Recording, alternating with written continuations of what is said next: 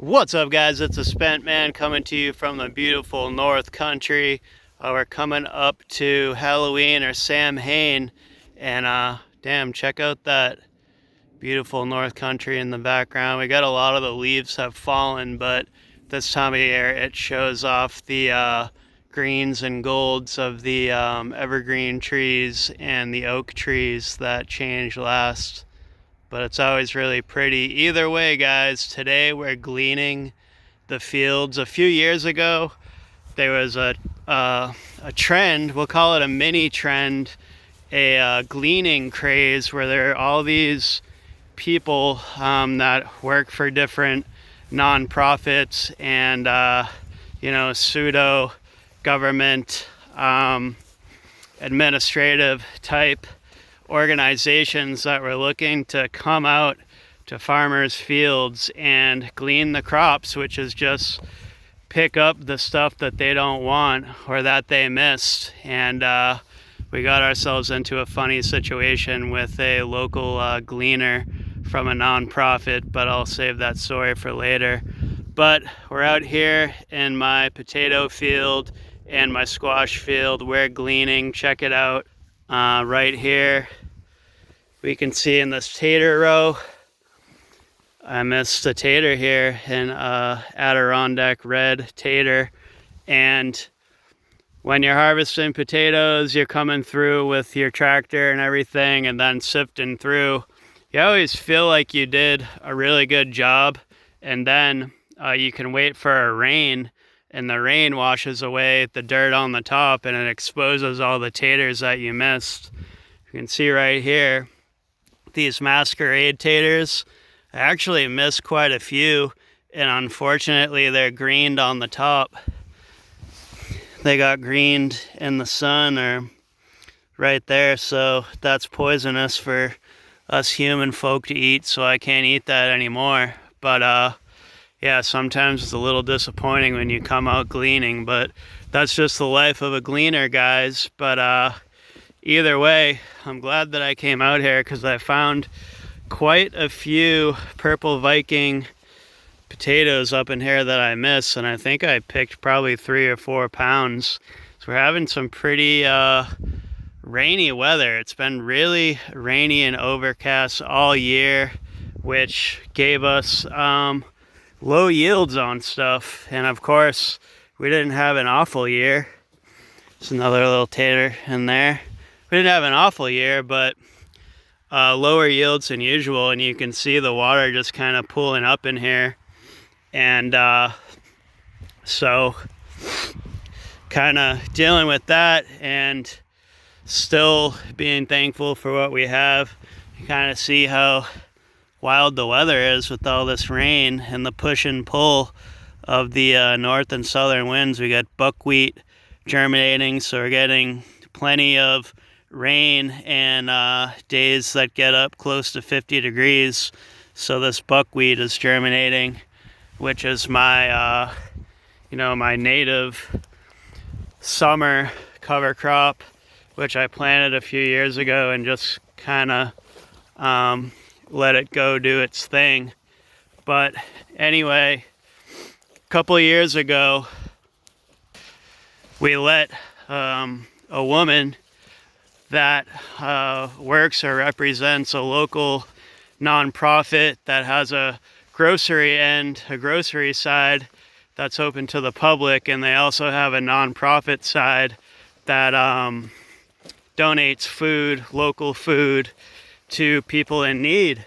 So she reached out to us for the opportunity to glean, to come in and clean up the fields.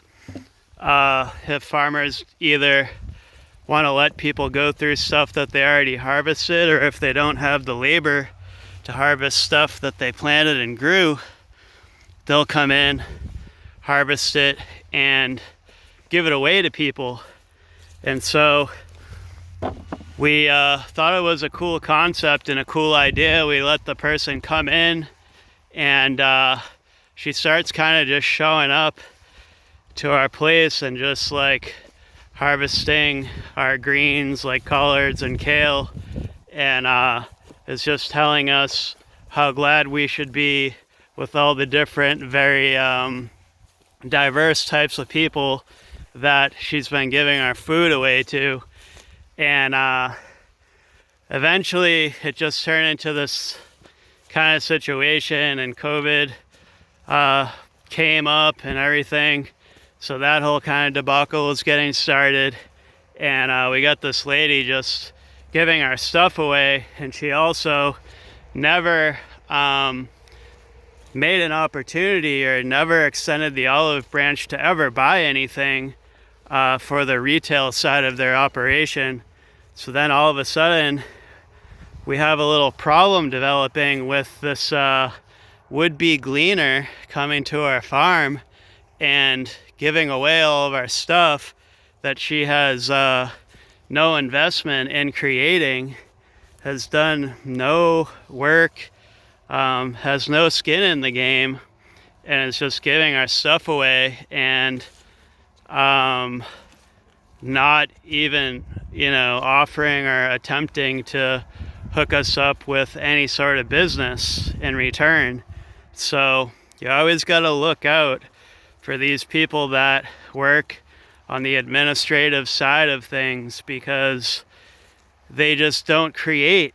They're always taking, and they want to be the gatekeeper and the middleman or middle person standing in between of things. But either way, don't mess around with greedy gleaners. And I'm out here gleaning my own field.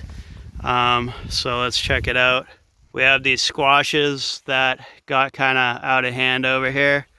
But yeah, these are our butternuts and our Seminoles that are kind of native to this land now. They pop up in all different areas in the compost piles now. And so check it out. I'm pretty excited about this one. We had some pop up like this last year out of the compost with this cheese shape, and we lost them in our storage bin. It got frozen in there last year, and we didn't get to get any seeds, but the gods were smiling on me this year and gave me a couple in this wild, overgrown, swamped squash row here.